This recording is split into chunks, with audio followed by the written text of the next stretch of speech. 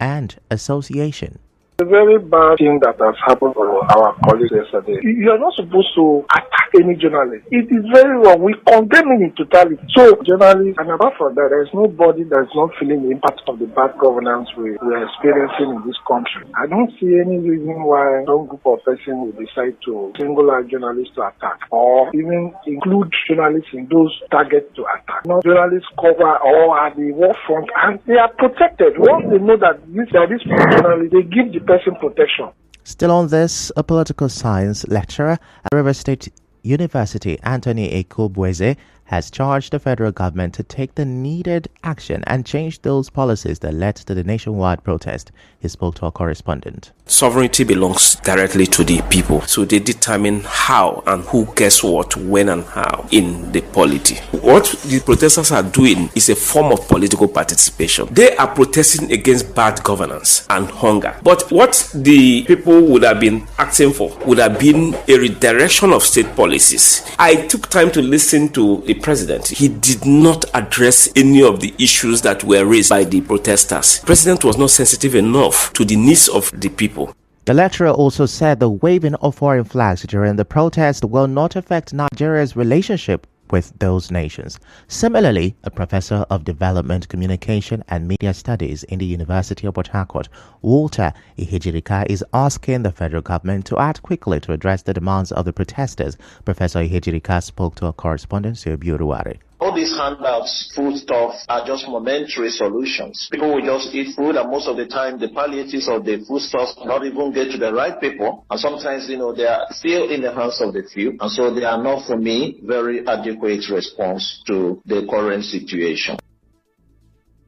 Professor Ihejirika also spoke on why the federal government palliatives may not meet the needs of Nigerians. The recent attack on the APC State Secretariat in Rivers State and threats to attack the residential home of the FCT minister proved the correctness of the obvious. The unnecessary politicization of the protest for political benefits by forces loyal to the government.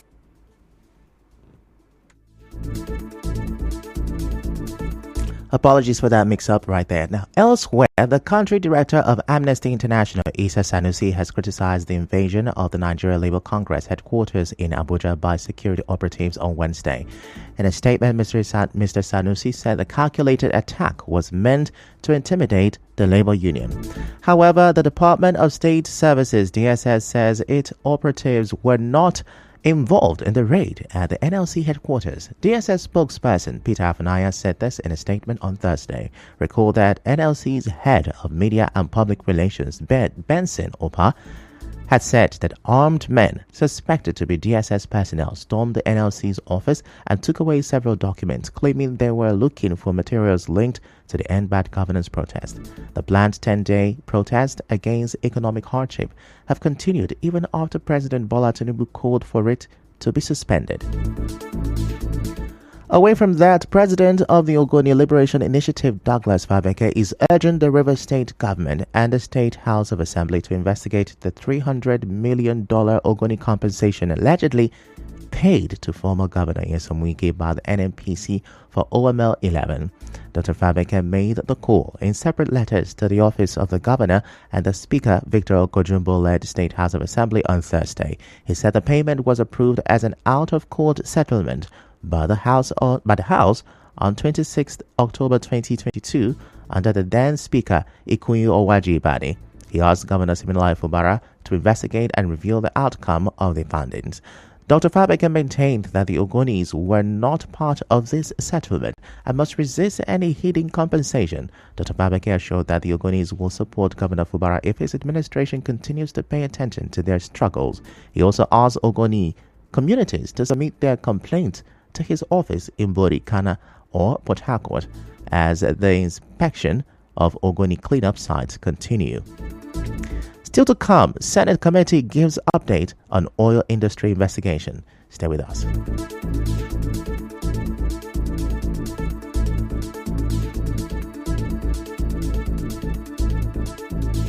Teachers are great. No controversy. Solidarity forever.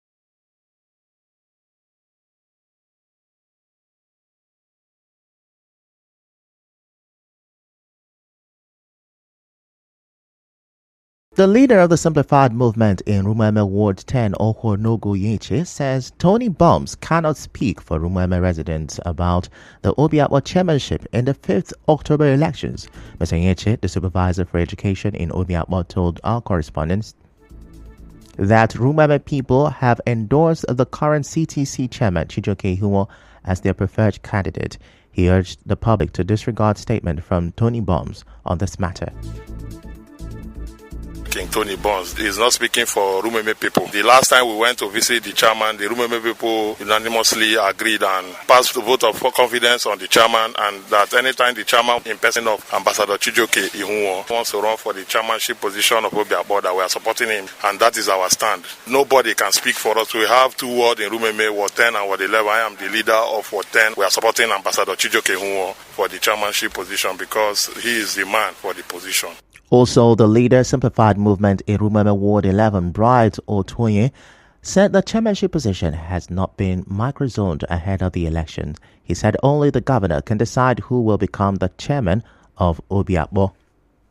We are a clan in Obiakpo. We have Rumeme, we have Apara, we have Akpo, and we have Evu. Currently, the Executive Governor of Rivers State, His Excellency Sir Simila Efubara, has appointed Ambassador Chijioke Ihumo as the caretaker chairman, and we remain with the governor, and we remain with the caretaker chairman of Obiakpo. The governor is a man that has the last say concerning whoever that will be a local government chairman, and that is our stand. Let nobody go and speak on behalf of Rumeme without the authorization of my humble self, Honorable Bright Otoye and Honorable Ohonogu Yeche. Meanwhile, a social-political group, Oganihu Akpo, has faulted rumors that it has endorsed a candidate for the 5th October local government elections in Rivers State. Speaking at a media briefing in Port Harcourt, president of the group, Chinogonum Chukwu, said the Akpo umbrella body will endorse its candidate for the Obiakpo chairmanship position at the appropriate time. Dr. Chukwu warned against making an authorized statement on behalf of the Akpo people. We wish to state categorically clear that Oganihu Akpo, which is the umbrella body of the Akpo Kingdom, of the 10 large communities in Akpo, has not endorsed anybody and will not endorse any person that is not known to the Akpo people. Any person that must be endorsed by Oganihu Akpo must be somebody that we know very well, a grassroots person. And presently, we have not endorsed any person to speak or to stand for Akpo people. The Akpo people shall meet together with Oganihu Akpo, the youths, and the Council of Chiefs and decide who is going to stand in for Akpo. The leader of Oganihu Akpo also advised political parties to zone their chairmanship tickets to Akpo Kingdom in the spirit of fairness. We believe that for justice to be made, Akpo people must at this time be the local government chairman of Obiakpo local government. Anything contrary to this, Akpo people will resist. It must come to Akpo this time. We can now suffer 35 years in the same local government with our brothers. Elsewhere, members of the Supreme Council for Sim Ward 8, chiefs, stakeholders and executives have pledged their full support to the CTC chairman of Asaritolo local government area, Orolosama Amakri. The group said this during a visit to Mr. Makri and promised to stand by him for his creditable performance in just 1 month. In response, Mr. Makri thanked the Supreme Council for Sim for supporting Governor Siminalayi Fubara and urged them to do more. You can see protests are going on. Is the only governor out of the 36 states came out to address his people and told them that I feel your pains. Let us begin to follow this footstep. That is what I'm doing. But above all, we'll give God all the glory. He uses us to stand by him. God will be with you, but he will also tell the people to stand by you. Just stand by him and pray for him, and then we will come back to the engine and do the need. What I came to do is to kill the poverty gradually. That is what the Lord stands for. Leaders of the council, Tubonimi Wokoma and Bessie Wokoma, also endorsed the CTC chairman as their sole candidate and urged him to contest for the chairmanship position in the coming local government election. I tell you, I still reaffirm that those you see here and those are following us behind that are not here, we will never fail you. We will stand with you continuously. They will never think of any other person than you to represent Asari Toro. Also, we want to say you should not forget what 8. Look at us very well. With this man and the chiefs, we are good to go at any time. But at any time you call us, we are ready to follow you. Therefore, the unanimous agreement that should endorse you for the chairmanship position as elected executive chairman of Asari Toro local government area from October 2024. We go on a short commercial break right now. We, the concerned citizen of Obiakpo LGA, wish to bring the attention of His Excellency, Sir Simina.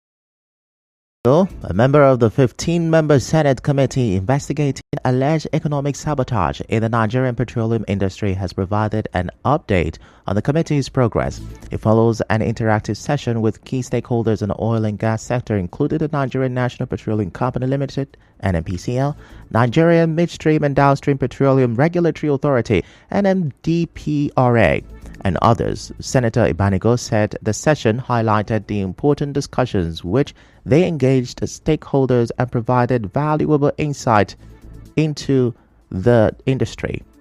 Senator Ibanigo, who represents Rivers West in the Senate, in a statement in Port Harcourt, emphasized the need for transparency and accountability in the sector, stressing that the committee's finding would shape a more sustainable future for Nigeria's petroleum industry.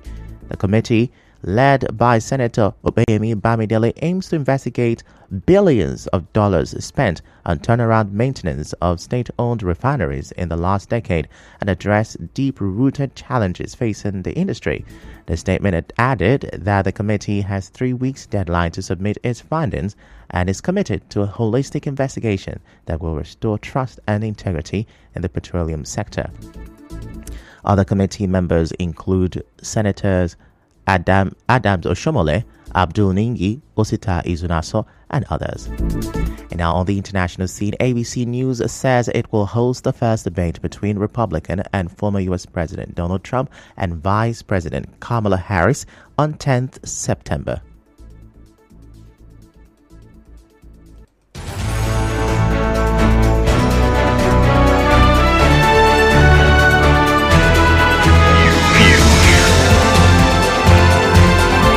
This is the news on 92.3 Nigeria Info.